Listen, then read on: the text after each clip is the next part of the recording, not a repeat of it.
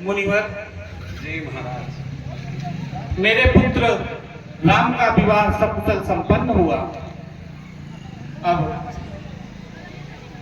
उम्र के इस चौथे पड़ाव पर मैंने गृहस्थ आश्रम तो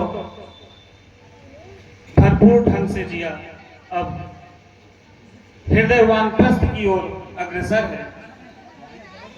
तो मेरे मन में विचार है गुरुवर कि मैं अपने पुत्र राम को इस समस्त अयोध्या नगरी का राजपाट सौंपकर वन हो जाऊं और प्रभु की भक्ति में रहूं।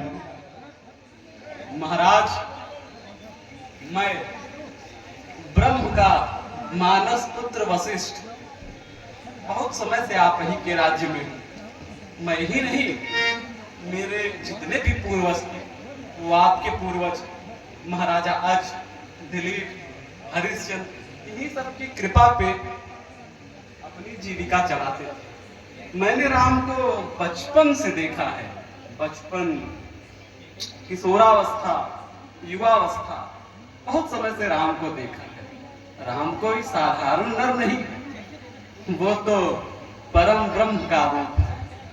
और रही बात राजपाट करने की, तो राजपाट करना तो साधारण मनुष्यों की बात होती है, परंतु अब इस पृथ्वी लोक पे आप जैसा महान राजा कह रहा है कि वो सब कुछ विवाह संपन्न होने के बाद प्रभु श्री राम का राज्याभिषेक करना चाहता है। कभी कभी महाराज, कुछ चीजें नियति के हाथ में होती हैं। हम चाहते कुछ हैं, होता कुछ है, हम करने कुछ और जाते हैं, हो कुछ और जाता है। ये मैं अपने इतने उम्र के अनुभव से बता रहा हूं, परंतु मैं आपको निराश नहीं करूंगा। आप एक पिता हैं, आप पिता का उत्तरदायित्व बहुत खूब से निभाएं।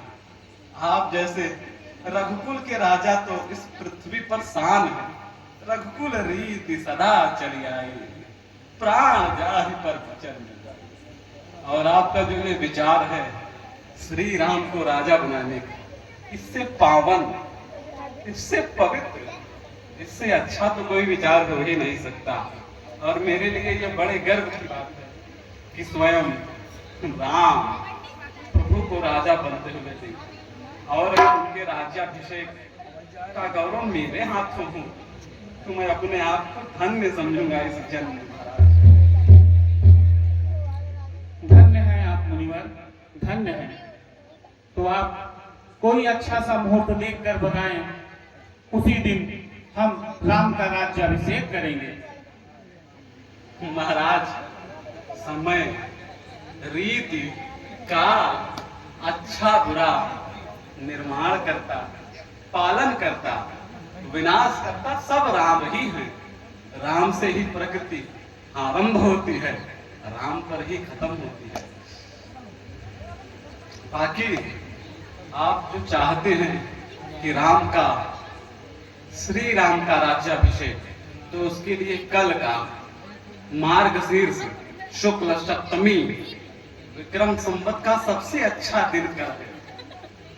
कल अगर आप राम का राज्याभिषेक करेंगे तो यदि ईश्वर ने चाहा तो राम अब आपके रघुकुल की कीर्तियों को बढ़ाएगा, आगे ले जाएगा। और वैसे भी तो राम को तो कोई एक युग नहीं, सतयुग, त्रेता, द्वापर, कलयुग, सब में राम याद किया जाएगा। राम आपके कुल में वो सूरज है जो कभी टूट नहीं। फिलहाल कल का दिन सबसे पवित्र, सबसे उत्तम है। जैसी आज्ञा मुनिवर। मंत्री जी, जी महाराज। आप सारी अयोध्या में खबर फैला दीजिए कि कल प्रातः मेरे राम का राज्याभिषेक होगा। जी महाराज। महाराज, एक विनती आपसे और है।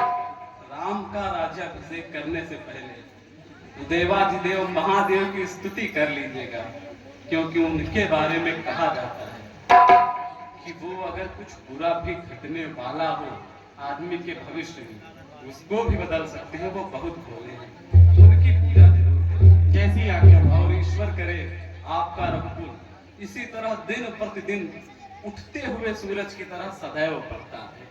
जैसी आज्ञा भगवान।